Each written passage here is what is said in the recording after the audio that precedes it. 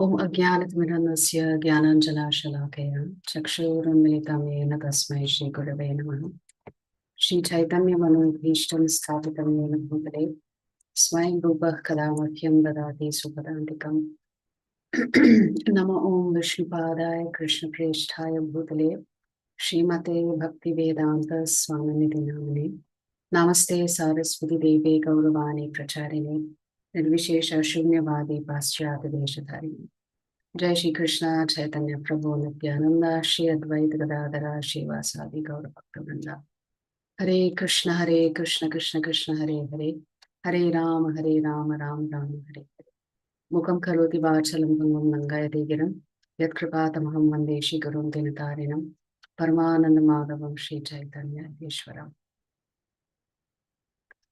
So I would like to welcome everybody for today's session. Today's chapter will be chapter number 10. And in the series called On the Path of Gita. So we're all trying to discover the Bhagavad Gita little by little. No, it's not easy to understand the Bhagavad Gita in just one 18-day session.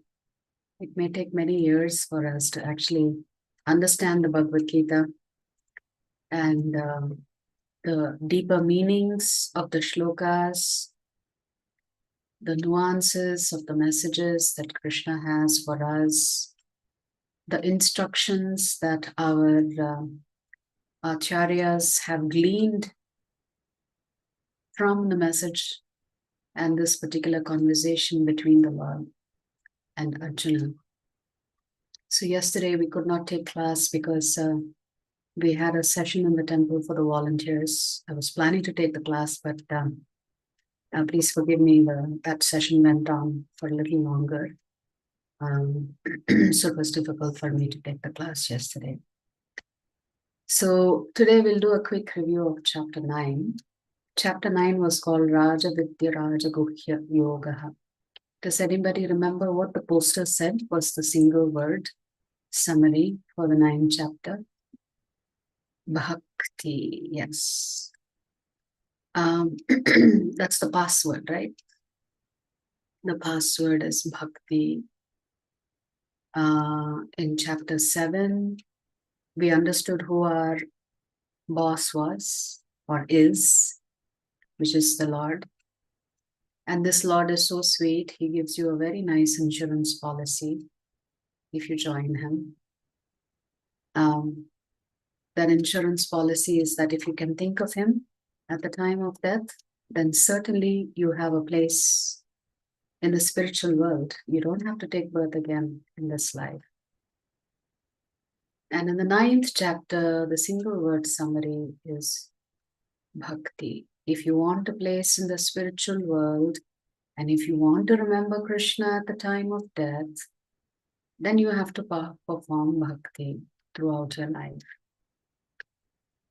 So in yesterday's, on Friday's session, this Raja Vidya Raja Guhya Yoga, Raja Vidya, the king of knowledge, Raja Guhya, the king of all secrets also. So it's not just the king of all knowledge, it's also the king of all secrets. There's no more secretive thing than the fact that we have a relationship with the Lord.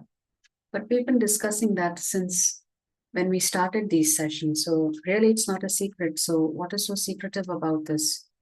It's just that not everybody cares for this knowledge.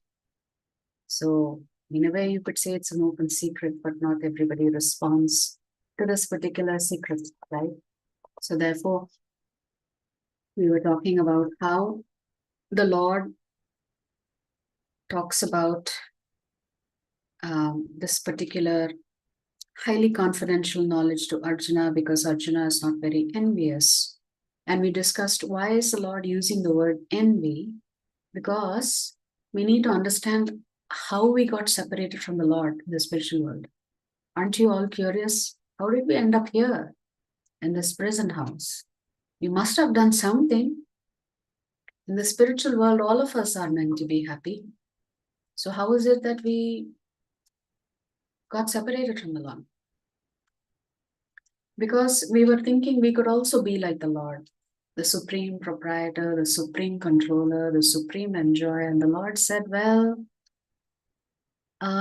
if you want to do that, then you have to do play acting. And to do that play acting, the right place for you would be this material world, but you can't do this in the spiritual world.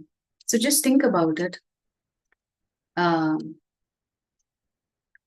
When you are a young child, or maybe if you have observed a young child, they have a tendency to imitate their parents or their grandparents, right?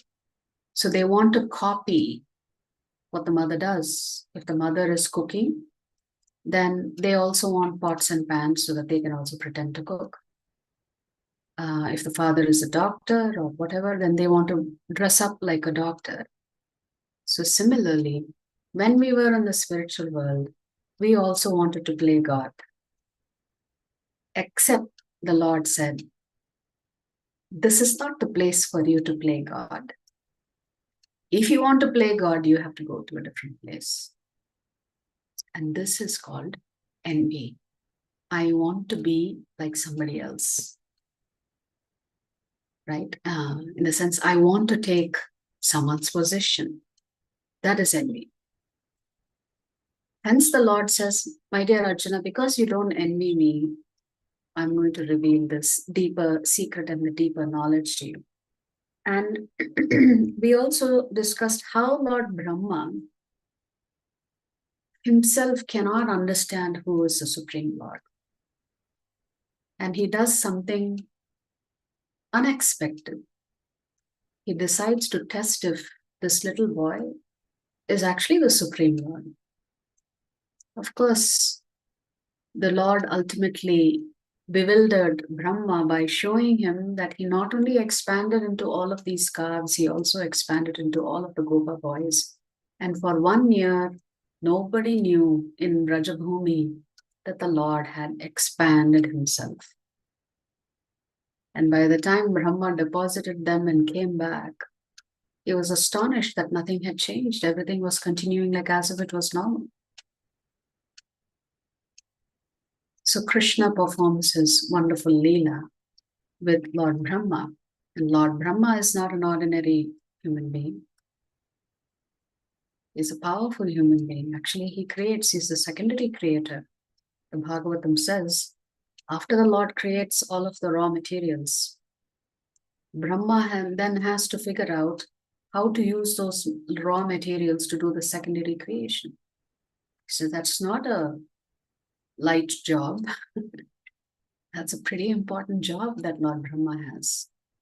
So how does Brahmaji himself gets thoroughly confused by who is the Supreme Lord? Of course, he asks for forgiveness. And then he realizes, I am not the only Brahma. There are millions and trillions of Brahma.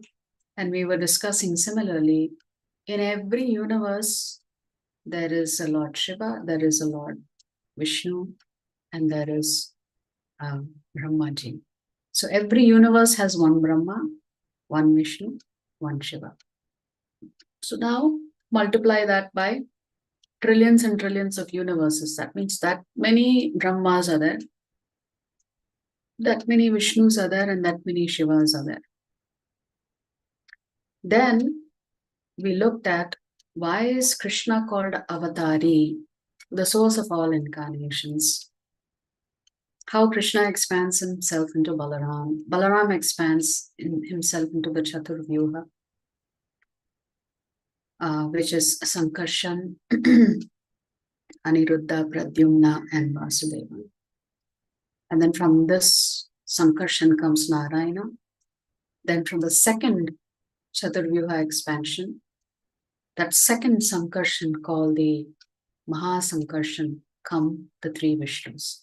So there are 3 Vishnus, the Karno, the Kashay Vishnu, who through his breathing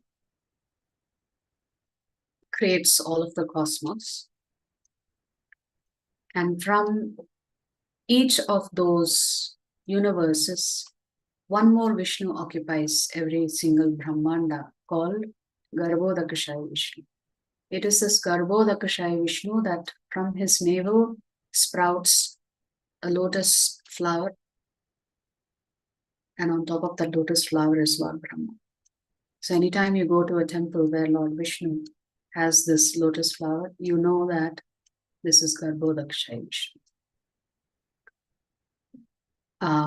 And then you have Kshirodakashaya Vishnu. Usually Mahavishnu is standing up in our temples. So Kshirodakashaya Vishnu actually becomes all of the avatars. He comes as Lord Narsimha, as Varahadev, as Vamanadev, as Matsya Avatar, as Kurma Avatar. It is this Kshirodakashaya Vishnu, whenever the Devatas get into trouble or they need the help and support of the Lord, they are actually approaching Kshirodakashaya Vishnu. It is this Vishnu that Brahma goes and petitions on behalf of his mother, Bhumi Devi, when she says, all of these demoniac forces are troubling me, and you should come, you should ask Lord Vishnu to come and rescue me. And that's when Lord Krishna makes his appearance. So, Lord Vishnu creates, protects, and maintains. So there's a definition of God. I don't know who came up with this. The generator, the operator, and the destroyer. God. So the generator is someone who creates. Operator is someone who maintains. And of course, the destroyer is someone who brings everything to an end. And this cycle keeps going on. So what we were discussing is that for the Devatas, 365 days, our 1 year is equal to their 24 hours. Like this, they live for 10,000 years, the Devatas. But Lord Brahma has an even longer lifespan. Lord Brahma lives for 311 trillion solar years. That is how long the life of Brahma is. On every planet, everybody lives up to 100 years. But your 100 years is not necessarily based on the solar years. An ant also lives for 100 years. But it is based on concept of time being very, very different. Our Shastras say that each Jivatma is given a certain number of breaths. Once you've used up those breaths, the soul has to exit the body. Unless, of course, Krishna intervenes. Yes. And Krishna always intervenes in the life of his devotees. So, Krishna says, not many people understand me. Some fools think that I am an ordinary man. And Krishna also talks about his devotees. He tells us what his devotees do. They're always engaged in bhakti. They're always talking about him. We'll hear a little bit more about Krishna talking about his devotees in the 10th chapter. So actually it is very easy to do bhakti, but it's just that we are not ready to do it for various reasons. We may not be convinced. We may feel it's not the right time. We may think one day I'll get to it. We may think, oh, I'll start slowly. Why rush through this at all? So Krishna says, but you need to understand, but my devotees never perish because I'm always their servant. So there is a role reversal that happens between Bhagavan and Bhakta, where Bhagavan becomes the servant of his Bhakta, although the Bhakta does not and will not ever accept that. So in the 26th shloka, Krishna talked about Patram Pushpam Phalam Toyam Yome Bhaktya Prayachati, which is, you offer me a leaf, a flower, a fruit, a water. But Krishna says do it with love. So when we are offering bhoga, Krishna is not eating your bhoga. He is accepting the love with which you're doing it. So every day when we wake up, at least whoever is doing the cooking at home, maybe mostly the Matajis would be doing the cooking, I assume. You should be anxious. What can I cook for Krishna today? Usually we think, what can I cook for my children? What can I cook for my husband? What can I cook for myself? What will I enjoy today? That should not be the mood. When you wake up, you should think, what can I make for Krishna today? And in the next shloka, the 27th shloka, Krishna says, whatever you do, whatever you eat, whatever sacrifices you make, whatever charity that you give, you do it as an offering to me. So when Krishna says, whatever you eat, you offer it to me, that means whatever you eat must be prasadam. That means everything that you eat on a daily basis must be prasadam. There is no other way you can interpret that shloka. Why is Krishna insisting on this? Because he's already said in the 3rd chapter that my devotees, whatever they eat, they offer it, because if they offer it, then there is no sin in it. So unless we are really keen on accumulating a lot of papa, then we'll simply follow Krishna's instruction when he says, everything that you do it as an offering to me. We were supposed to watch a video and I forgot to play the video. So what we can do is, how do we actually offer bhoga to the Lord? I'd like to just play that now. We can watch it, and I hope I can. Yeah, I found it. Let me just play it. It's just a short video. How to offer bhoga. You would have seen a beautiful plate with all of the items that you cook.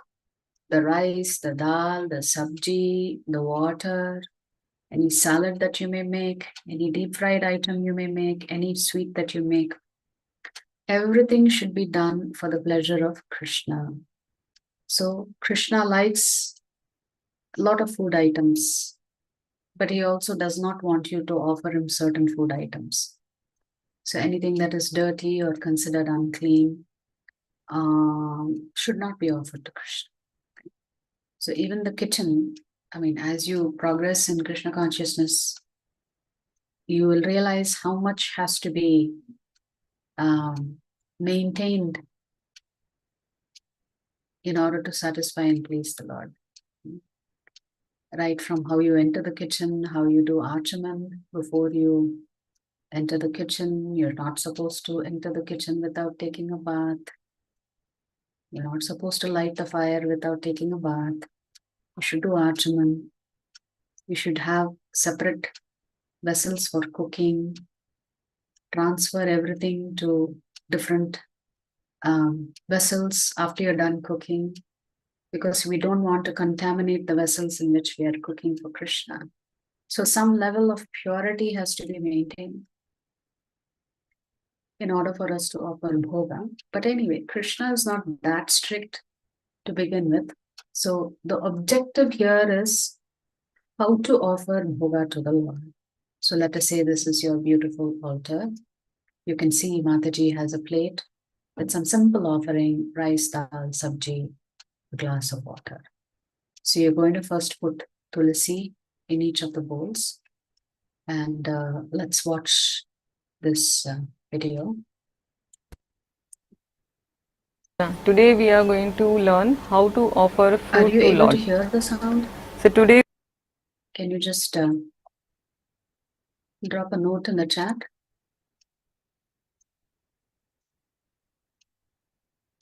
You're able to hear the video sound? Are you able to hear? Because for some reason, you're able to hear. Okay, 1 second. That's an issue on my side. I was not able to hear it. So just give me 1 second. I'm going to, yeah. each preparation separately in a plate. And now this plate is totally used only for offering to the Lord. Nobody else eats in this plate.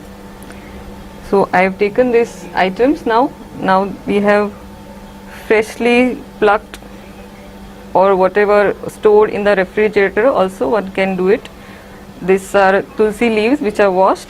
I am going to add each in each item.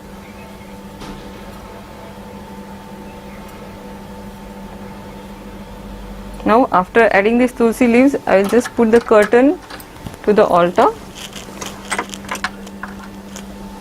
And whenever there is offering to be made to the Lord, simultaneously while speaking a mantra, one has to ring the bell.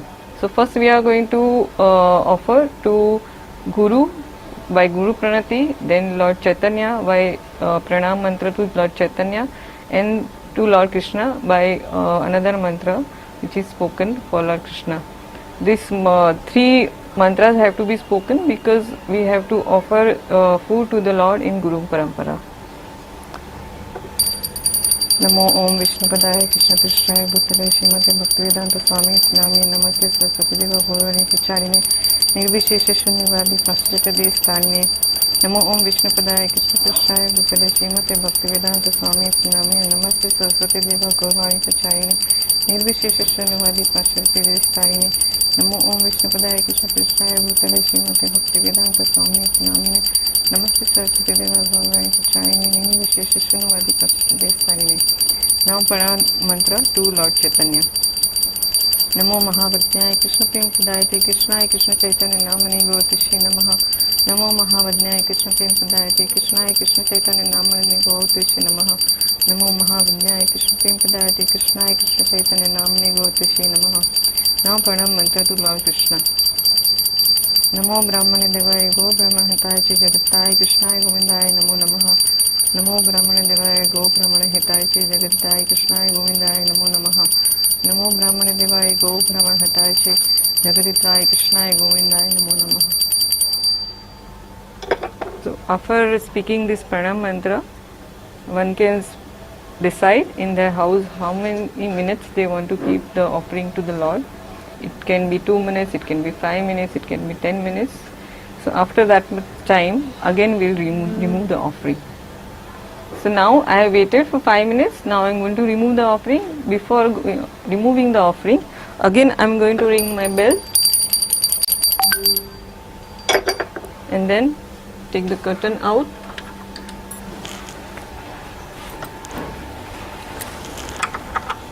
Now this food which was offered to the Lord, now they have accepted, and now it has become bhoga prasad. Now I am going to mix each item which I had taken separately in the original vessels where it was cooked, and everybody who eats from that vessel is partaking the prasad of the Lord.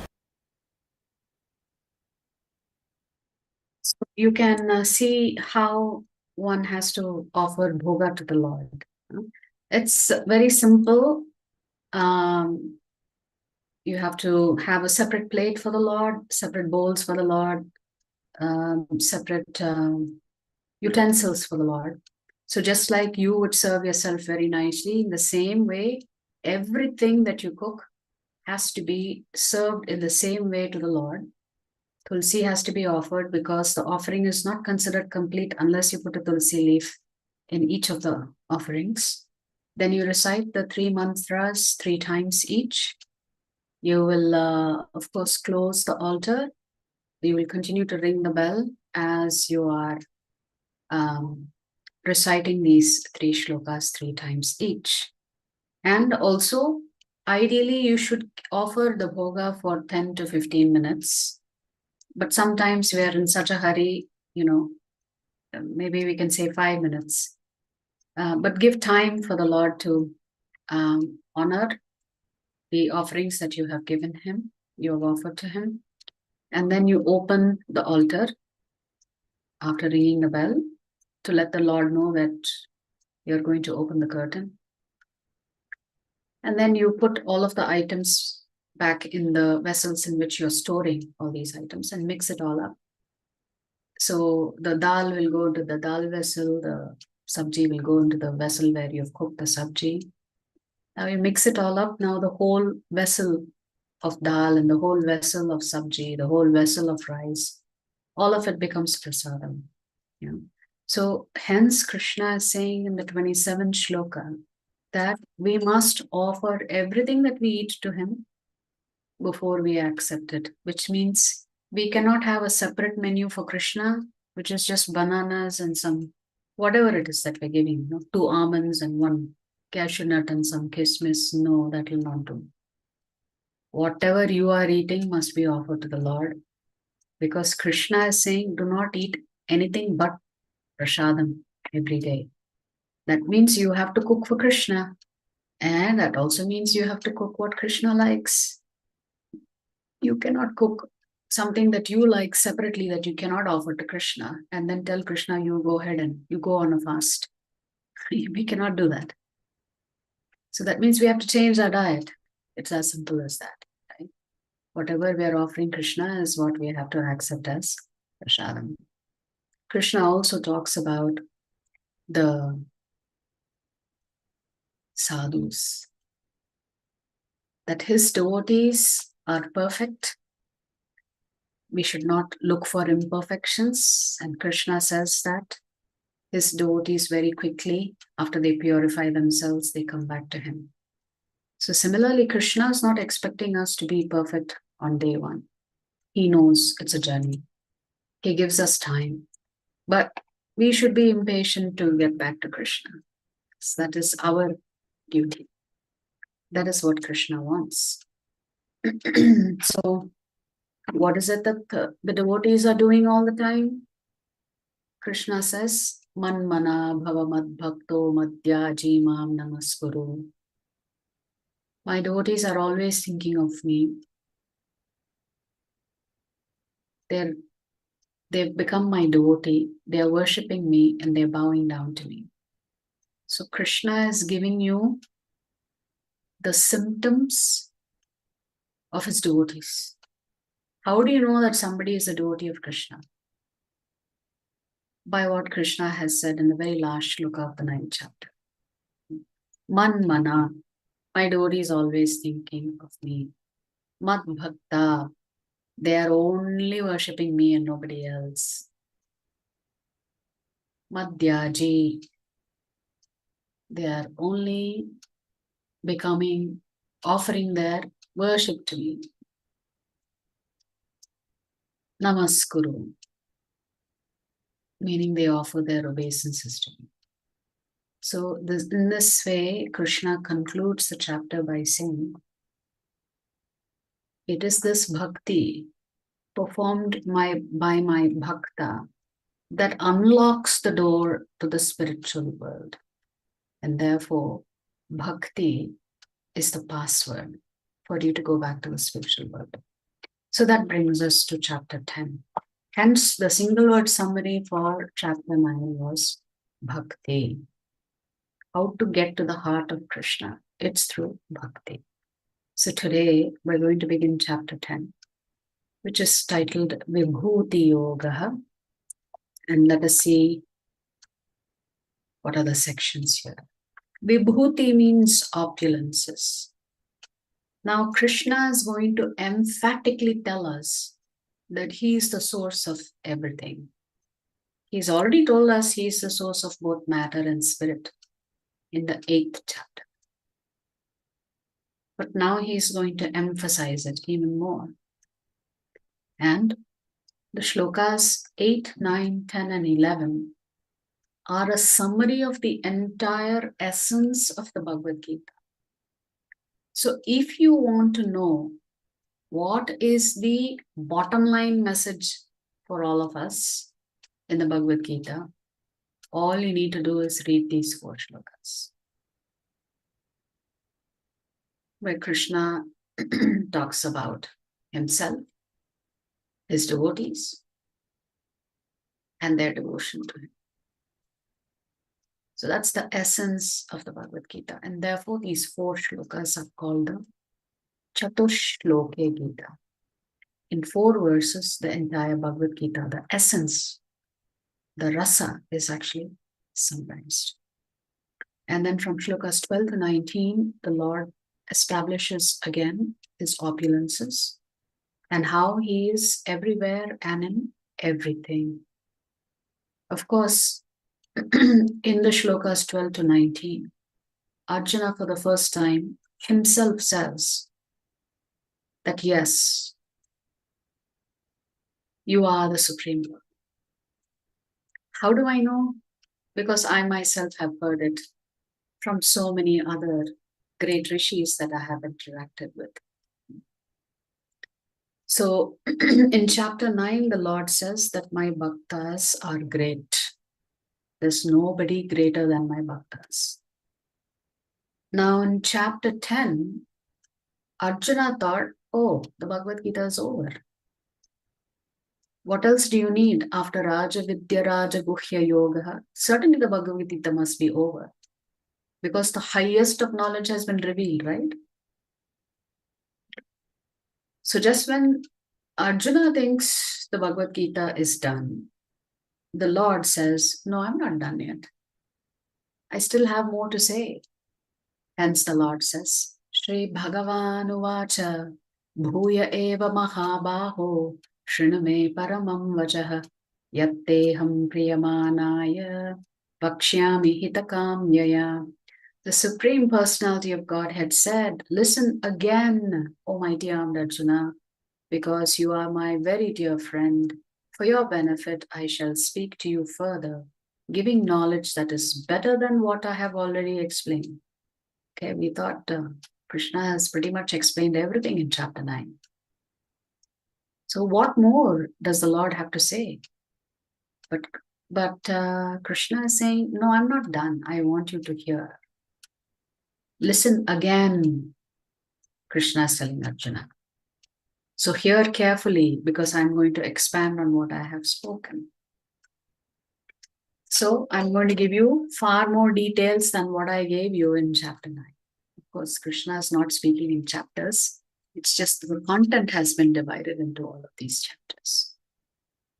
So Krishna is revealing something fascinating in the shloka. He's saying, Name vidos suraganaha rabhavam namaharshayah aham adir hidevanam maharshinam cha sarvashah. Neither the hosts of demigods nor the great sages know my origin or opulences, for in every respect I am the source of the demigods and the sages. So two specific categories Krishna has called out. Who are they? The Devatas. Suraganaha means, Asura means demons. Sura means the Devatas. Suraganaha means all of the Devatas. Maharshayaha, the great sages. Krishna says these two categories of people, the Devatas are very powerful Jivatmas. The Maharishis are very knowledgeable. So Krishna has selected the most powerful beings and the most knowledgeable beings. And he has said, they don't know who I am. They don't understand me. They don't understand my opulences. How can they understand? Because they are trying to figure out who the creator is. The created can never understand the creator fully. And hence Krishna is saying, I am the source of all of the Devatas. I am the source of all of the Rishis. If I am the source, how can they understand? In this particular photograph that you see here, you see Lord Indra. There is a pastime in the Bhagavatam where the Lord lifts the Giriraj mountain, the Govardhan hill. And how did that all happen? So one day Krishna sees that his father and all of the elderly men are preparing for some grand feast. And he's curious. he asks his father, there should be no secrets between father and son.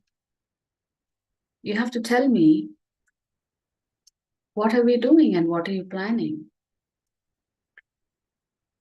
To which Nanda Maharaj explains to Krishna, we're getting ready to propitiate Indradev, because after all, without the rains that are supplied by Lord Indra, we cannot survive as cowherdmen. We are engaged in cowherding and maybe some agriculture work. For that, we are dependent on the rains. At that point, Krishna argues and convinces the cowherdmen that it is better to worship the Govardhan hill than to worship Lord Indra, because it is Govardhan hill that is supplying all of the grass, the fruits, the vegetables, and everything. So Nanda Maharaj says, no, but we've been doing this worship for many years. It's our tradition. It's our culture. And Krishna says, culture, vulture, no problem. I want you to worship Govardhan. So whatever you were planning to offer to Indra, all that food, he instructs all the Vrajavasis, make a lot of food items and offer it to Giriraj Govardhan. And after all of that offering has happened, all of us should circumambulate Giriraj Govardhan. So even today, on Govardhan Puja day, the Vrajavasis circumambulate Govardhan, which is around 23 kilometers in distance. So it will take a few hours for you to finish your parikrama of Govardhan. So Krishna convinces the Vrajavasis. See, if you've been worshipping somebody for many, many years, and suddenly a young child comes and tells you, stop all that worship. I would rather that you worship Giriraj Govardhan. You will not change. You'll feel guilty. So the question is, how come the Vrajavasis accepted what a little boy by the name Krishna told them? Within a few minutes, they changed their plans. Do you know why? Because they are devotees of the Lord. And therefore, they will follow the instructions of the Lord. If the Lord says, worship me, actually, there is no difference between Giriraj Govardhan and Lord Krishna. So essentially, Krishna was saying, worship me, but in the form of this Govardhan.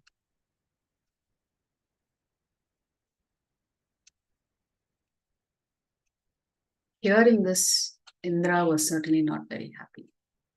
He thought, worship meant for me has been diverted by this little boy to a hill. Of all the things, the hill is not exactly an animated personality. Imagine Devatas being told, you will no longer get your worship, go worship this big rock, giant rock. So certainly Indra thought, who's this impudent young boy? How dare he interfere with what culturally was being done and observed by the Vrajavasis? So I need to teach him a lesson. So the Samvartaka clouds were released and the rains began. And when the rains began heavily, Lord Krishna simply picks up Govardhan hill with his left hand and is holding it on his tiny little finger, of his left hand. And he invites all of the Vrajavasis, including the cows and all of the animals, to come and take shelter under Giriraj Govardhan. So for 7 days, the Vrajavasis were there with Krishna. They were not interested in eating, sleeping, nothing. They were just very, very happy to be with Krishna. So the Lord always protects his devotees for 7 days. Then Indra realized this is not an ordinary boy. I made a big blunder. So how does he come to apologize to the Lord? He says, I can't show my face to the Lord for challenging him. So I need to bring his devotee. Therefore, Indra brings Surabhi. Of course, when the Lord sees Surabhi, Mother Surabhi, he immediately becomes very, very happy. And then Indra comes and apologizes and does Abhishek of the Lord. So you would have seen Airavata, the elephant, actually doing this Abhishek of the Lord in this photo. So Indra offers this Abhishek to the Lord with water from the Ganges and begs for forgiveness. You see Mother Surabhi there as well. Just like Brahma was bewildered by the young boy, Indra also got bewildered by the young boy. And do you know what Krishna was thinking? Oh, I'm protecting my devotees for 7 days. I also need to protect my devotee Indra, because Indra is not an ordinary personality. He is the king of the demigods, of the devatas. So he thinks, this Indra, he's my devotee, but his ahankar is getting to him. I need to fix it. Because if I don't step in and intervene when my devotee is going in the wrong direction, then he will lose all his bhakti. So the Lord was thinking, I have protected my Brajavasis, but I have not protected my other devotee called Indra. And I want to make sure his ahankar is checked. So I have to protect him. Therefore, this pastime actually plays out. So Krishna has mentioned two categories of personalities. One was the Devatas. And we have two examples of the Devatas getting bewildered. One is Lord Brahma, the other is Indra, Lord Indra. Then Krishna also says, even the great Maharishis don't understand me. So there is a pastime of Ambarish Maharaj, a great king, a great devotee of the Lord, with Durvasa Muni. So Durvasa Muni comes to visit Ambarish Maharaj. And Ambarish Maharaj is observing Ekadasi fast. And of course, Durvasa Muni comes with his 60,000 disciples, and they are also observing Ekadasi fast. Now, there is a rule on how you break the fast. On Dwadasi, you are supposed to break the fast between a particular period of time, because if you don't break the fast, then you have to observe the fast on Dwadasi also, which is essentially you should continue your fast on Dwadasi and then break your fast on the 13th day, Trayodashi. Now, Durvasa Muni said, I will go take a bath along with my disciples, I will come back. Now, Durvasa Muni, we all know, gets angry very easily. He gets upset very easily. And he also curses very easily because of his anger. So Ambarish Maharaj was waiting for Durvasa Muni to come back. And the Parana time was getting over. So he consulted with his Brahmanas and asked, what do I do? How much longer should I wait? Because if I don't break my fast, then my Ekadasi Vrat is null and void. So the Brahmana said, why don't you just take a sip of water, do Achaman. Just if you do Achaman, it is considered breaking the fast. It is also not considered breaking the fast. Durvasa Muni sees, he's just on his way back and he sees that Ambarish Maharaj has done Achaman. And he gets very angry thinking, I am the guest and you have honored prasadam without even bothering to feed me and my disciples first. So Ambarish Maharaj immediately begs for forgiveness and he said, I followed the instructions of the Brahmanas who said that if I just take a sip of water, I've broken the fast and yet I have not broken the fast. In the sense, I have not, honored prasadam yet. I was waiting for you. But Durvasa Muni was too angry. he sends a blade of grass converted into a weapon behind Ambarish Maharaj, and before he knew it, Sudarshan Chakra had left the hands of Lord Vishnu and was chasing Durvasa Muni. Durvasa Muni goes to help to Lord Brahma, and he says, I can't help you. He goes to Lord Shiva, and Lord Shiva says, how can I help you? This is not my weapon. You have to go and talk to Lord Vishnu. So when he approaches Lord Vishnu greets him very nicely, and he says, how can I help you? And he says, can you call off your weapon? He says, I don't control my weapon, actually. When my devotees are wronged, then they go on their own to try to protect the devotee. So actually, you should go to Ambarish Maharaj and beg for forgiveness from him, because there's nothing for me to do here. You don't do anything to me. You did something to my devotee.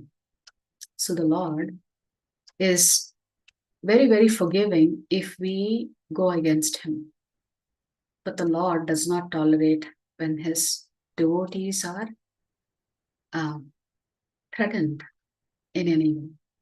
Therefore, the Lord said, you have to go to Ambarish Maharaj and fall at his feet and beg his forgiveness. Then Sudarshan Chakra will come back into my hand. And that's exactly what Durvasa Muni does. He begs forgiveness from Ambarish Maharaj. Ambarish Maharaj says, no, it's too embarrassing. Please don't mention it. You didn't do anything wrong. It was just my mistake. It was my oversight. So, if we offend the devotee of the Lord does not forgive the person who commits that offense. And hence, here, in this particular picture, that's why you see Surabhi there. Because Indra knew that the minute the Lord sees his pure devotee here as Surabhi, he would immediately soften up. So that is this particular pastime. I'm going to ask you to remember this pastime of Brahma and Indra, and then we're going to ask a question. So there is a beautiful shloka here in the Bhagavatam. Shri Bhagavanuvacha aham bhakta paradhinaha yasvat tantra iva dvija sadhu birgrasta hridayaha bhaktair bhakta jana priyaha. The Supreme Personality of God had said to the Brahmana, I am completely under the control of my devotees. Indeed, I am not at all independent, because my devotees are completely devoid of material desires. I sit only within the cores of their hearts. What to speak of my devotee? Even those who are devotees of my devotee are very dear to me. So you can understand how much the Lord holds his pure devotees in such high esteem, where he says, I become controlled by my pure devotees. Why? Because they don't ask me for anything. No matter how many challenges I put in their path, they don't ask for anything. And therefore the Lord says, worshipping my devotee is far superior than worshipping me. And he says, worshipping the devotees of my devotees is also a great sign that you are a pure devotee yourself.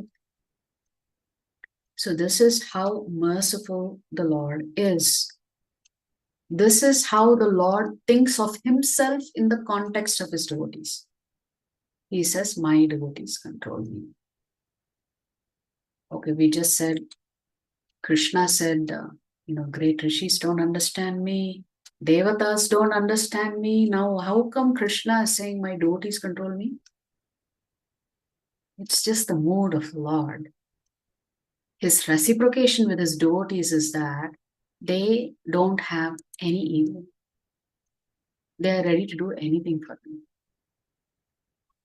So the third shloka, the Lord says, Yomam ajam anadim cha vetti loka maheshwaram asammudas samatyeshu sarva papaif pramuchyate. He who knows me as the unborn, as the beginningless, As the Supreme Lord of all the worlds, he only undeluded among men is freed from all sins. That means Krishna is saying only those who are free from all sins can actually understand why. Because they know that I am not born, I don't take birth. They know I am the source of everything. So, in order to get rid of all our sins and confusion, we have to understand Lord Krishna to be the Supreme Personality of Godhead. And how do we know that? Not just through the Bhagavad Gita, but also repeatedly in Srimad Bhagavatam, the same theme that the Lord is the Supreme Lord. And this is conveyed by his devotees in Srimad Bhagavatam. Pretty soon you'll hear Arjuna also concluding that yes, Krishna is the Supreme Lord. There's nobody beyond him. And here begins the Chatushloki. In the 8th shloka, the Lord says, Aham sarvasya prabhavaha mattas sarvam pravartate iti matva bhajante mam buddha bhava samanvitaha. Again, Krishna is reiterating, I am the source of all spiritual and material worlds. Everything emanates from me. The wise who perfectly know this engage in my devotional service and worship me with all their hearts. So once you have recognized that Krishna is the Supreme Lord, there is nothing else to do but to bow down to him, become his devotee, worship him, and think of him always. So the same theme of bhakti is being repeated in this middle 6 chapters. So you see Krishna repeating. When Krishna is repeating the same thing again and again, you can understand that it is very, very important for us. So repetition is a sign of a good teacher. The teacher will reiterate the same thing again and again and again because it is so important for you to grasp. So here Krishna is saying, I am the source of everything. So if he is the source of everything, should we not feel a sense of gratitude to the Lord? We are so indebted to the Lord. If somebody takes care of us, how much do we express our gratitude to them? Similarly, if Krishna has provided everything to you and me, should we not express our gratitude to him? So in this Chatushloke Gita, the 9th shloka says, Matchittam Matgata Prana Bodhayantaf Parasparam Kathayantaschamam Nityam Tushyanti Charamanti Cha. Krishna says, the thoughts of my pure devotees dwell in me. Their lives are fully devoted to my service, and they derive great satisfaction and bliss from always enlightening one another and conversing about me. Krishna is saying, my devotees, what are they doing? Their entire life is dedicated to me.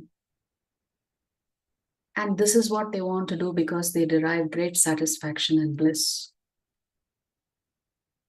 How so?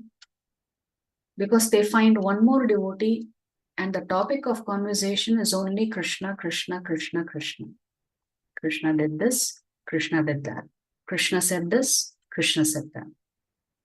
This is what the devotees do. So now I have a question for you. We heard the 2 Leelas, Brahma Vimohan Leela, where the Lord bewilders Brahma. And then this Govardhan Leela, where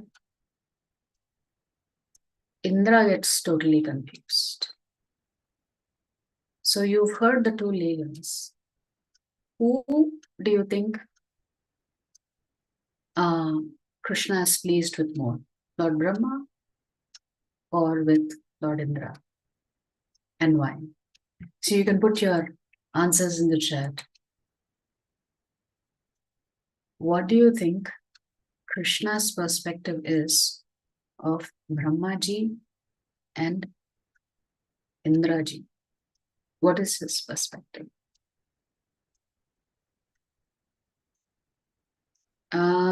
So Chinmay is saying He thinks Indra's better because he came up with Mother Surabhi. Okay.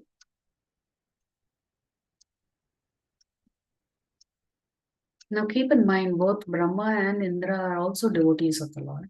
They are not pure devotees of the Lord, or they may not be pure devotees of the Lord. Nevertheless, they are also devotees of the Lord. Who do you think Krishna would be more angry with? Indra or Brahma? And why?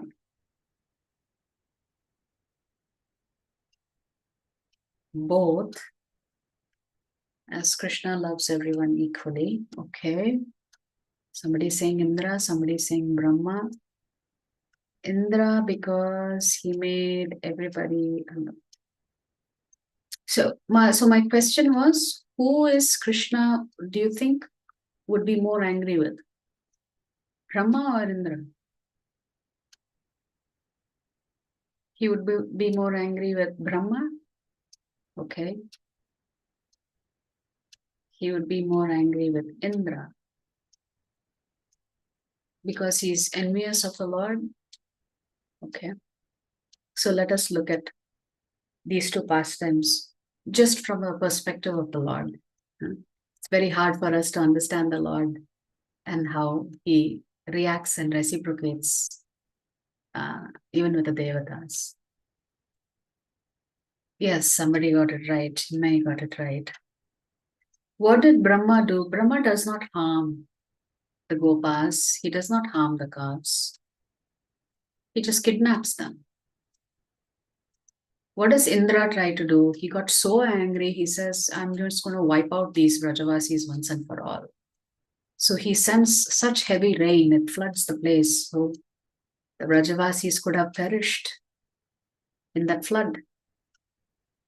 So actually, Lord Indra tries to kill. Brahma only kidnaps. But Krishna is more pleased with Indra. Because even though Indra tried to kill, he successfully brought all the Vrajavasis closer to Krishna because all of them were taking shelter under Giriraj Govardhan and they were all with the Lord for 7 days. So uninterrupted darshan of the Lord for 7 days. Krishna was very happy. But with Lord Brahma, kidnapping for a year, Brahma successfully separated the devotees of the Lord from the Lord. And the Lord tells Uddhava in Srimad Bhagavatam, my dear Uddhava, there is no distance between me and my devotees. We are inseparable. So although Indra tried to destroy the Vrajavasis, Krishna was very happy. All my devotees are taking my shelter. It's so nice. For 7 days, no disturbance. I get to interact with them. They get to see me. And it is beautiful. In Rajabhumi, when early morning came, the gopis would be so morose because morning time means Krishna is going to be separated from them and he is going to go out to herd the cows or the calves with all of his gopa friends, the boys. Similarly, when the boys had to come back home after grazing was done, they would feel such remorse. Oh, we are going to be separated from Krishna all night. We have to wait all the way till tomorrow morning. And the gopis would be thrilled now that Krishna has come back from grazing. He is ours. So both the gopas and gopis had to share Krishna.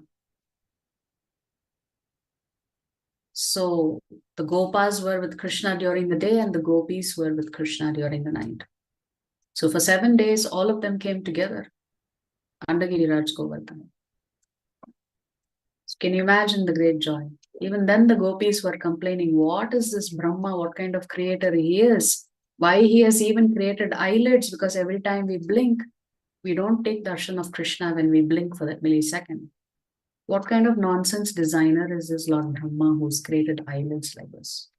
So the gopis expressed their frustration that even blinking for a second or a millisecond means they have to take their eyes off Krishna. So that is the position of the Vrajavasis. They are such great devotees of the Lord. Such great devotees of the Lord. Actually, when they are separated from the love of their life, their love only increases. It does not decrease. So these are the pastimes. The next shloka, Krishna says, Tesham satata yuktanam bhajatam priti purvakam dadami buddhi yogam tam yena mam upayanti te. In this shloka, Krishna is saying how he reciprocates with his devotees. In the previous shloka, Krishna has said, my devotees, they're always talking about me. Their whole life is dedicated to me. And this way they experience great transcendental bliss. In the 9th shloka, Krishna has not said they are spending time with me. They are only talking about me.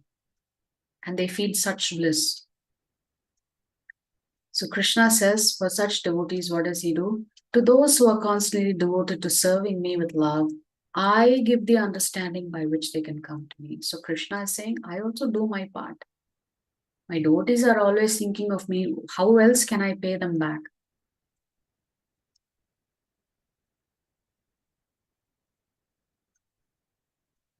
I give them the understanding by which they can come to me. That means Krishna is saying, I'm actually cleaning up their consciousness. And the last shloka of the Chatushloke, Tesham evanukampartham aham ajnanajam tamaha nashayamyatma bhavasthaha jnana deepena bhasvata. To show them special mercy, I, dwelling in their hearts, destroy with the shining lamp of knowledge the darkness born of ignorance. That means who is actually destroying the ignorance in the devotee's heart? Krishna. And what is Krishna saying? That is my special mercy. Krishna says, by my mercy, because I am already residing in their hearts, I destroy for them whatever little ignorance is there in them. I destroy that by revealing to them the transcendental knowledge. So in these 4 shlokas, you can see this is the essence of the Bhagavad Gita. What is the essence of the Bhagavad Gita? That is what we're going to see now. How do you progress on this path of bhakti? So these 4 shlokas, you can use 3 terms to explain them, and it's been explained by the acharyas. The first step is to understand that the Jivatma has a relationship with Paramatma eternally. What does that mean? It means to establish that connection or to revive that connection.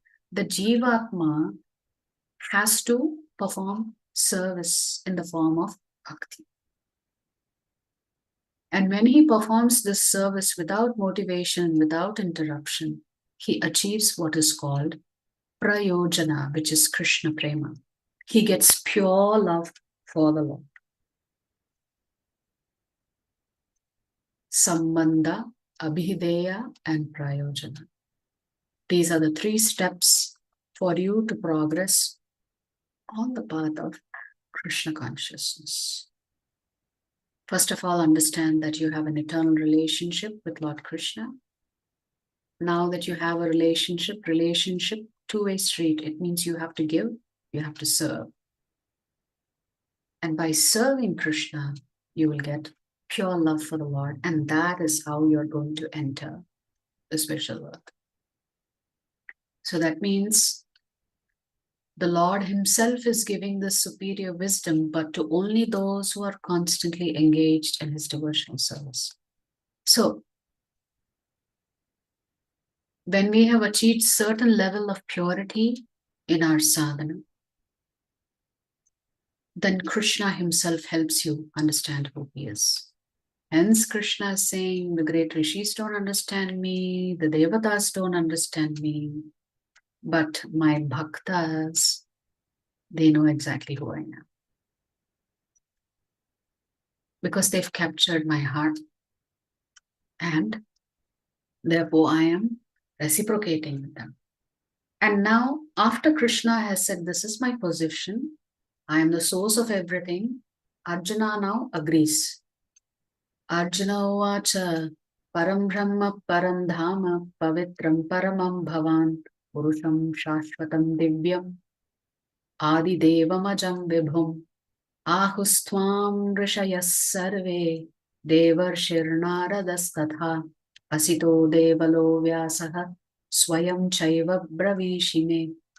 Arjuna saying, you are the Supreme Personality of Godhead, the ultimate abode, the purest, the absolute truth. You are the eternal, transcendental, original person, the unborn, the greatest. Now you may think, of course, Arjuna and Krishna are great friends, so friend to friend, they will always be flattering each other. But how does Arjuna back up his statement? By telling, yes, my dear Lord, you are the greatest. You are the Supreme Lord. There is nobody beyond you. How does Arjuna know all of this? Because he's had interactions with all of these personalities that he's mentioning. All the great sages such as Narada, Asita Devala, and Vyasa confirm this truth about you, and now you yourself are declaring it to me. So Arjuna is saying, I've already heard from Narada Muni, from Asita, Devala, and Vyasa. All of them have told me your position. They've told me you are the Supreme Lord. I have now come to understand this as the truth myself. And now you are also confirming the same thing. So there is triangulation that has happened. Arjuna has realized that Krishna is the Supreme Lord. At first he has only heard.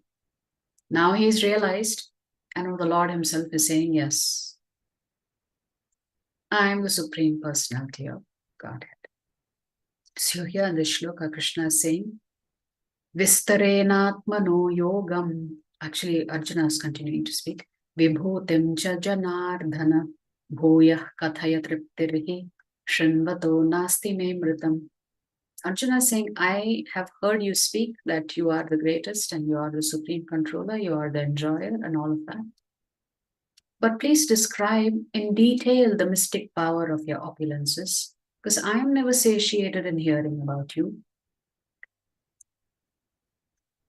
For the more I hear, the more I want to taste the nectar of your words. So once you taste honey, you can't stop, no? You want one more drop and another drop and another drop. That is what devotees have in them. Their thirst for hearing about Krishna is never quenched. And therefore they always want more. And that is what Arjuna as a great devotee is expressing. My dear Lord, you have said you are the greatest, but I want to hear how you are great. Describe your greatness to me. Why should Arjuna ask this question? One is for the benefit of the general public, because by hearing about Krishna from Krishna's own lips, maybe they will be convinced that, yes, this is the Supreme Lord. What more do I need to wait for? I don't need to search for anything else. The second reason Arjuna asks this is because devotees like hearing about them. That's all they want. So even devotees will experience transcendental bliss when the Lord is speaking about himself. And the third thing is, Krishna has said, think about me and then fight. How is he going to immerse himself in thinking about Krishna when he has this huge duty and responsibility upon his shoulders? When he hears Krishna speak about himself, then he can get immersed in Krishna consciousness. Therefore, just like Arjuna is following the instructions of great devotees, great acharyas, similarly, you and I should also follow the instructions of great devotees, great acharyas. We should have zero doubt that Krishna is the Supreme Personality of Godhead. Krishna himself says, I am the source of the devatas. I am the source of the great rishis. The reason they don't understand me is because I have created them. How can they understand their creator? So you can see here Krishna enjoying himself in Brajabhumi with his devotees. This is what is happening in the spiritual world every single second. All the devotees are exactly like this. They're enjoying themselves with Krishna. So now we're about to hear Krishna describing himself. How he is present everywhere and in everything. So we'll just quickly read some of these beautiful shlokas. It's like a music to the ears of devotees. Krishna says, I am the super solo Arjuna, seated in the hearts of all living entities. I am the beginning, the middle, and the end of all beings. Any time the word Paramatma is used, it never references Lord Shiva or any of the other devatas. It has always referenced as Vishnu Paramatma. We don't say Shiva Paramatma. We don't say Ganesha Paramatma. We only say Krishna Paramatma or Vishnu Paramatma. Correct?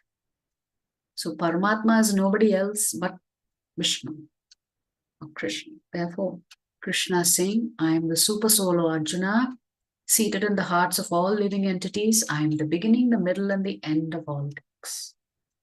Of the Adityas, I am Vishnu. Of lights, I am the radiant sun. Of the Maruts, I am Marichi. And among the stars, I am the moon. Of the Vedas, I am the Samaveda. Of the demigods, I am Indra, the king of heaven. Of the senses, I am the mind. And in living beings, I am the living force, consciousness. Of all the Rudras, I am Lord Shiva. Of the Yakshas and Rakshasas, I am the Lord of wealth, Kuvera. Of the Vasus, I am fire, Agni. And of mountains, I am Meru. Of priests, O Arjuna, know me to be the chief Brahaspati. Of generals, I am Kartikeya. And of bodies of water, I am the ocean. Of the great sages, I am Bhrigu. Of vibrations, I am the transcendental Om. Of sacrifices, I am the chanting of the holy names. And of immovable things, I am the Himalayas. So in the 25th shloka, the most important thing to understand, the Lord says, Yajnanam japa yajñosmi. This is the essence of Krishna consciousness. Krishna says the highest form of yajna is to chant my names. Of all the trees, I am the banyan tree, and of the sages among the demigods, I am Narada. Of the Gandharvas, I am Chitraratha, and among perfected beings, I am the sage Kapila. Of horses, know me to be Uchchaishava, produced during the churning of the ocean for nectar. Of lordly elephants, I am Airavata, and among men, I am the monarch. Monarch means king. Of weapons, I am the thunderbolt. Among cows, I am the Surabhi. Of causes for procreation, I am Kandarpa, the god of love. And of serpents, I am Vasuki. Of the many hooded Nagas, I am Ananta, and among the aquatics, I am the demigod Varuna. Of departed ancestors, I am Aryama, and among the dispensers of Lord, I am Yama, the lord of death. Among the Daitya demons, I am the devoted Prahalad. Among subduers, I am time. Among beasts, I am the lion. And among birds, I am Garuda. Of purifiers, I am the wind. Of the wielders of weapon, I am Rama. Of fishes, I am the shark. And of flowing rivers, I am the Ganges. Of all creations, I am the beginning and the end, and also the middle, O Arjuna. Of all sciences, I am the spiritual science of the self. And among logicians, I am the conclusive truth. Of letters, I am the letter A, and among compound words, I am the dual compound. I am also inexhaustible time. And of creators, I am Brahma. I am all-devouring depth, and I am the generating principle of all that is yet to be. Among women, I am fame, fortune, fine speech, memory, intelligence, steadfastness, and patience.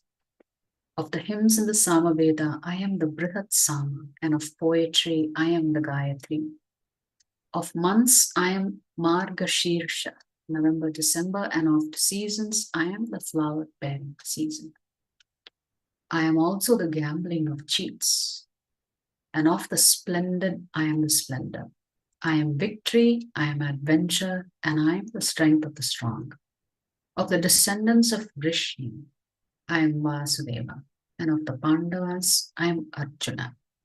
Of the sages, I am Vyasa, and among great thinkers, I am Ushana.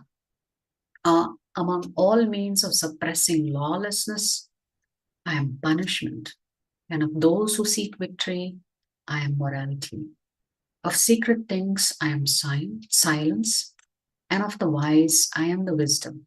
Furthermore, O Arjuna, I am the generating seed of all existences. There is no being, moving or non-moving, that can exist without me.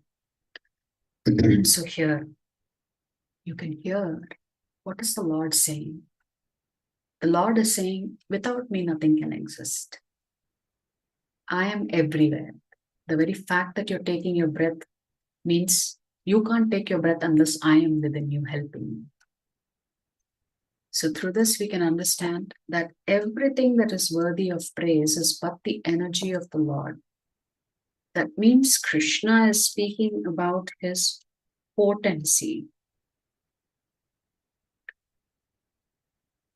His potency is there everywhere. In animate things and inanimate things. And therefore, Krishna is saying, this is how you can understand me as a Supreme Personality of Godhead. Because without me, this world will not exist.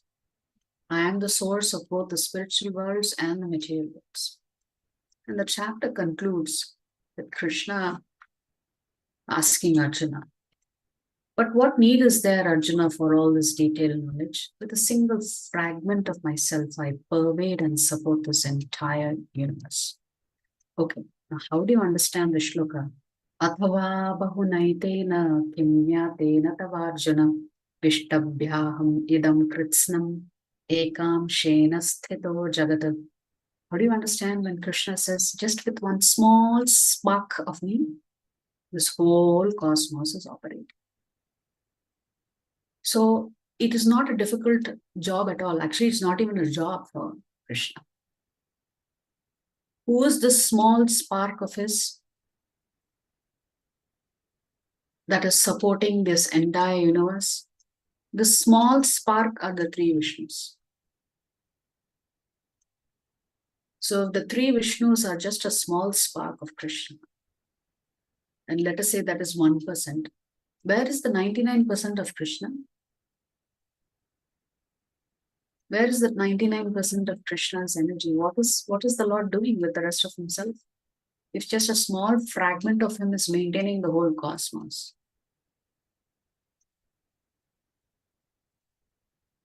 The rest of him is reserved for his devotees because they are busy enjoying themselves with him in the spiritual world. So everything that we are seeing in the universe around us, that we are so mesmerized by, is just a small fragment of Krishna. Therefore, Krishna is saying, how can I explain to you about myself when one small fragment of me is maintaining this whole cosmos and you all are bewildered by that? Of what use is it for me to explain my full self? That you have to come and discover yourself when you establish that pure love of the Lord. Yes. Therefore, Krishna says, it is impossible. Actually, in the beginning of the chapter, when actually Arjuna asks, why don't you describe a little bit more about yourself? To which Krishna responds saying, I'll just give you a sample. And Krishna says, my opulences are unlimited. If my opulence is unlimited, how can you expect me to explain everything, describe everything? So I have only given you a little glimpse of who I am, a little taste of who I am. The rest you have to wait to discover when you are deeply devoted to me. So that is the whole essence of the shlok, this particular chapter that is called Vibhuti Yoga, the opulences of the Lord. Because Krishna has to establish emphatically to you and me that he is the boss. And what was the single word that was put on today's poster for chapter 10? What is the single word put on the poster today?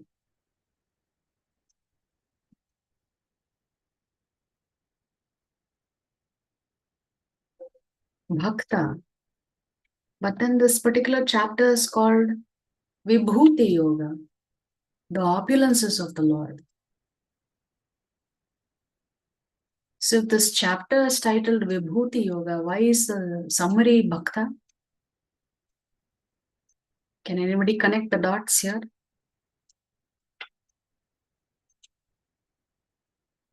What is the secret here? Krishna is describing all of his external and internal opulences. But what is the actual opulence that Krishna is talking about? My bhaktas are my greatest opulence.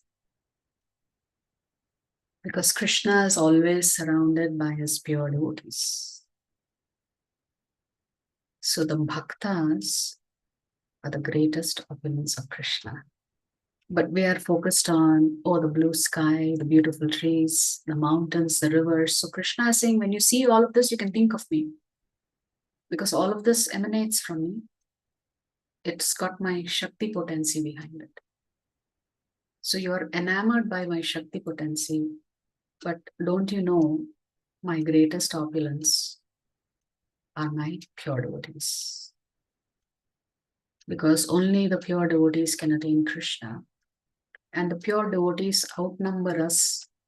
Because Krishna also says, 3/4 of everything that exists is the spiritual world. So this material cosmos is a tiny little fragment within which you and I are stuck. So if we follow the instructions of the acharyas, then simply by chanting, hearing, honoring prasadam, we can all go back to the spiritual world in this life itself. We need not wait. So any questions on this particular chapter? I really like this chapter a lot because Krishna talks about his opulences. You can raise your hand, or if you want, you can post your question in the chat.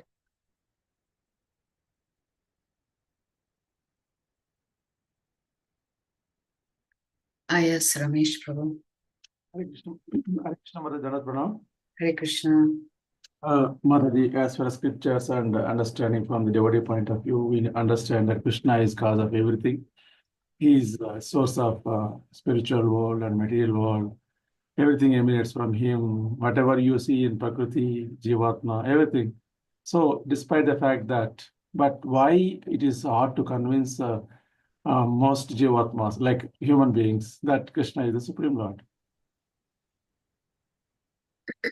Because they are attracted to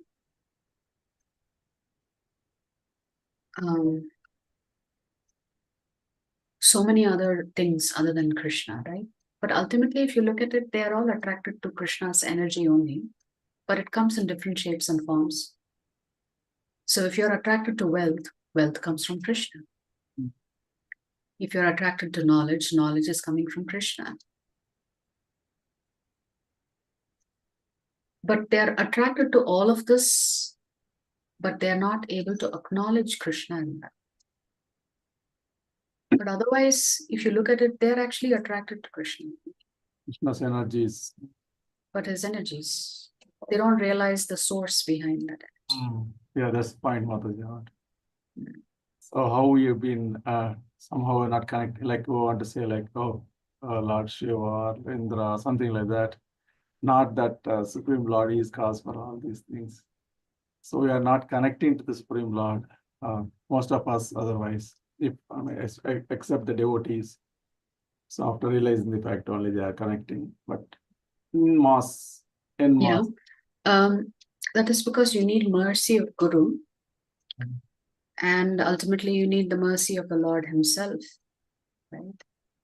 We cannot do anything on our own to become devotees of the Lord. The Lord Himself has to give us that causeless mercy. If the Lord is saying in the Chatushloke, through His causeless mercy, the Lord is saying, He is removing the darkness of ignorance by shining the lamp of knowledge. He's saying this about His pure devotees. Then certainly for neophytes also, without Krishna's causeless mercy, we would not be able to chant. So we have to pray for those who are not ready to accept Krishna, that, my dear Lord, please shower your mercy on them also, just like you did for me. That is what we can do. We can pray. Very nice, Mother. Thank you, Mother. Hare Krishna. Hare Bol. Okay, a very smart question. So since the Lord is saying Arjuna is never envious of him, how on earth did Arjuna come into this material? That's the question.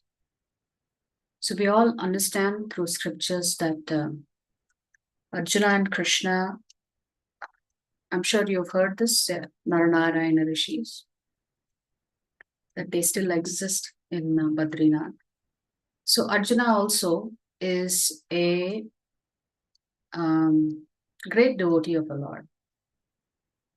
And the Lord Himself will select His great devotees to enact His pastimes. As a matter of fact, in the Bhagavatam Canto 10, when you read the beginning of how the Vedas are actually glorifying the Lord, and the Lord says, yes, yes, I will come to protect. He instructs all the Devatas and their wives to go and occupy Rajabhumi. That they should go first and He will follow them.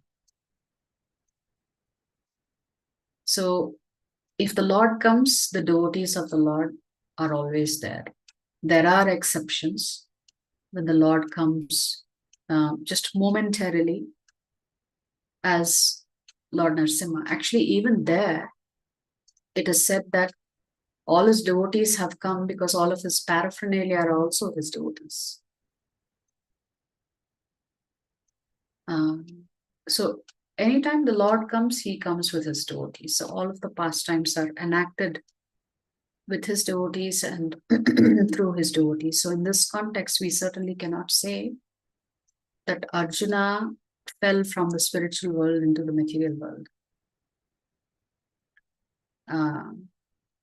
So he's not an ordinary personality, actually. Yeah. I am not sure if that clarifies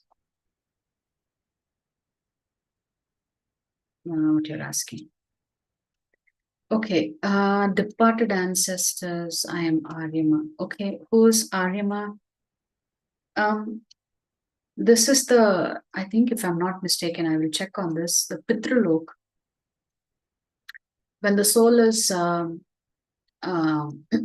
waiting for its next body, as a transition period, it will go and reside in Pitralok. And I think the Lord is talking about Aryama as being that representative. But I will check on that from. We'll get back to you on that. Okay, there's another question. Okay, Mataji, thanks. Thank you for the question.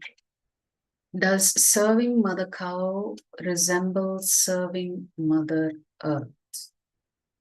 Reason being that Mother Earth took the form of Mother Cow as per Srimad Bhagavatam. Yes.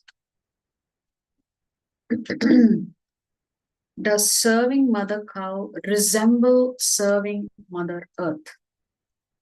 Well, the best way you can serve Mother Earth is to respect and honor all Jivatmas, and not just the Mother Cow. Mother Cow and the bull there represent Dharma. So it's just a representation of religion that comes in the form of the bull and mother cow. Then there is also a saying in the Shastras that the Vedas themselves are our mother. The Shastras say that we have 7 mothers. No? Our birth mother, the wife of our Guru, the nurse, the wife of a Brahmana, the wife of the king, and also mother cow. So how many did we cover? Our mother, the wife of the spiritual master, the wife of the king, the wife of the Brahmana, then Mother Earth and the cow. 6. One more, the nurse. 7. So we have multiple mothers, not just Mother Earth and Mother Cow. We also have Guru Mata. We have the nurse, our mother. Yeah, so in effect, you could say the best way to honor Mother Earth and Mother Cow is to honor all Jivatmas that the Lord has created. Okay, thank you very much for that question. Yes, Manisha. Kumari, how are you? Hare Krishna Hare Mataji. Krishna. I'm good. How are you, Mataji? I'm doing good. Tell me. Okay. Mataji, actually, I have one question. Mhm. I heard somewhere, I don't know, I don't remember. The question is like the devotees, wherever they step in, that area becomes full of Krishna consciousness slowly, slowly. So I wanted to know the sloka number where it is mentioned. Oh, wherever the devotee, it is Vrindavan. No, Mataji. Mm. Like wherever he steps in the land, wherever, like house or area layout, wherever he stays, Mm. that layout becomes full of Krishna consciousness. You want to know where it is stated in scriptures? Yes, Mataji. Okay, I will see if I can locate. I think it would be there in Nectar of Devotion, but I'll find the Okay. shlokas for you. Yes, actually, Yes. what is said is wherever the pure devotees are, that is as good as the spiritual world because they always have Krishna with them. Right? Yes, Mataji. Therefore, Krishna is present in his pure devotees, and therefore, wherever the pure devotees are, it's a sanctified place. So, all of us can also make our heart as Vrindavan so that Krishna can reside comfortably there and we get an opportunity to serve him. So, yes, this is actually mentioned in the scriptures that because the devotee is not separated from Krishna, and because Krishna is present with his pure devotees, wherever the pure devotees are, that becomes a sanctified place. It becomes dham. And because of their purity, they are also able to spread Krishna consciousness wherever they go. Yes, it's exactly, Mataji. I just wanted to know this sloka number so that I can give this example to other people also to explain them. Oh, okay. I Yes, ma'am. will try to locate it and let you know. Yes. Maybe it will be mentioned in Bhagavad Gita only, Mataji. But it's I found some difficulty to go through that. Mm. Well, actually, in Bhagavatam itself, even first shloka, it says that there is no difference between book Bhagavata and devotee Bhagavata. And since the book Bhagavatam has been established to be non-different than Krishna, then certainly, then by extension, the Bhagavata is non-different than Bhagavan because they're carrying Bhagavan with them wherever they go. So it is written, certainly it's written in the purport to Shloka 1.1.1 in Srimad Bhagavatam. Okay. Thank you so much, Mataji. Hare Okay, Krishna. Hari Bol, Hare Krishna. Is Sharanagati and Prapatti the same? Can you expand on your question? Is it just a terminology? Are you asking, is it a synonym? Can you clarify?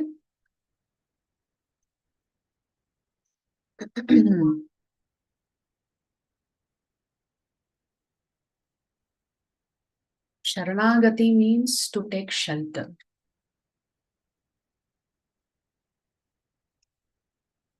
And what is the meaning of Prapatti that you have understood?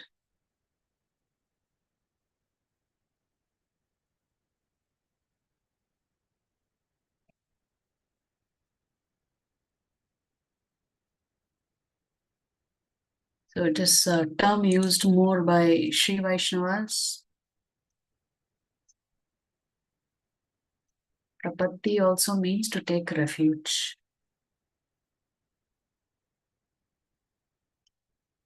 So taking refuge of Guru is as good as taking refuge of Krishna. So in that sense,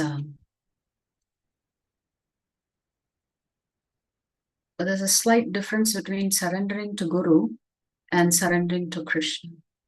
Because by surrendering to Guru, ultimately you will learn how to surrender to Krishna. Because the Guru's role is to guide you back to Krishna.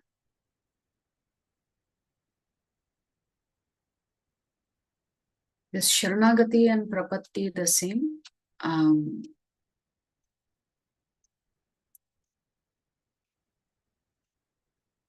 Terminology wise, yes. But surrendering to Guru will help you surrender to Krishna. So you cannot surrender to Krishna without first experiencing the surrender to Guru. And what does surrender to Guru actually means? Surrender to Guru means you're ready to follow his instructions. Only then you could say you've completely taken shelter of Guru. So whatever Guru says you should do, you should do. Whatever the Guru says you don't do, you should not. Yeah. All right. Jyoti Mataji, you have a question? Mataji, just one request. Yes. If we could get the recording of all the days. Okay, I'll see if somebody can put that together. Yeah. Did you miss some sessions? I have missed some sessions, and from tomorrow my job is from 5:30 p.m. to 8:30 p.m. Oh, So okay. I don't think I'll be able to attend it. So that's why I'm asking recordings of all these sessions, all the 18 days. Besides, I want to make notes. Sure. Yeah. Thank you. We'll share it with you. Yes. Okay. Are there any other questions? So you can join us tomorrow for chapter 11. So far, we've heard the audio version of Krishna describing himself. And tomorrow, we're going to see the video version of how Krishna actually looks in the way in which he's there in everything and everywhere. One last question I'll take. The question is, if we consume onion and garlic at home, can items prepared with onion and garlic be offered to Krishna? And the answer is no, because Krishna's expectation is that it has to be sattvic food only. Yeah, so whatever Krishna wants us to offer to him, that is the only thing we have to offer. So anything with onion, garlic, or alcohol, anything else we cannot offer.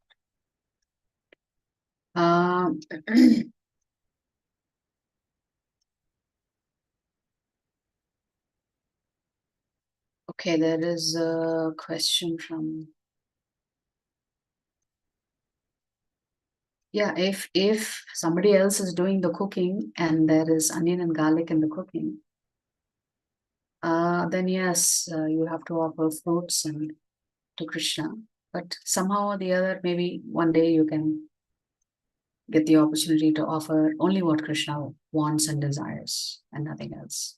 So we can pray We can tell the Lord, I'm very anxious to do this, but somehow I'm not in the situation to do this right now. My dear Lord, please help me. I'm anxious for the day when I can offer you everything that you really like and you really deserve. Okay, so the difference between Nishkama Karma Yoga and Bhakti Yoga is that a Nishkama Karma Yogi is detached from the results. A person who is practicing Bhakti Yoga is attached to Krishna. That's the difference. It's not that the Bhakti Yoga is detached from the results, he just uses the results in the service of Krishna. Whereas a Nishkama Karma Yogi is simply detached from the results because they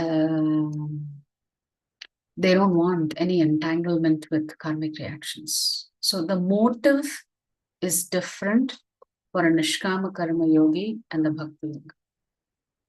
The motive is, I want to avoid karmic reactions. For a Bhakta, the motive is, I want to please Krishna. So the focus itself is different. Although they are also doing a karma, the Bhakta is also doing a karma. Krishna is more interested in your mood and your motive. That is why the Bhaktas are so dear to Krishna, because the Bhaktas only care about pleasing Krishna.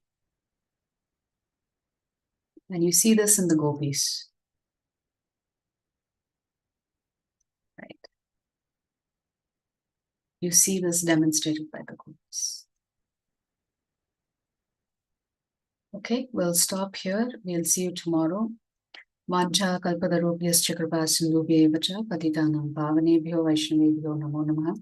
Ananta Koti Vaishnava Vrind ki jai, Jagat Guru Srila Prabhupada ki jai, Srila Gurudev ki jai, Shri Shri Gauranga ki jai. Thank you very much, devotees. Hare Krishna. Hare Krishna Mataji, thank you Mataji. Hare Bol, Hare Krishna. Hare Hare Krishna Krishna Mataji. Mataji, thank you Hare Mataji. Krishna Mataji. Hare Krishna Mataji. Sada Pranam. Thank you many folks. Hare Bol, Hare Krishna. Hare Krishna Mataji. Hare Bol, Hare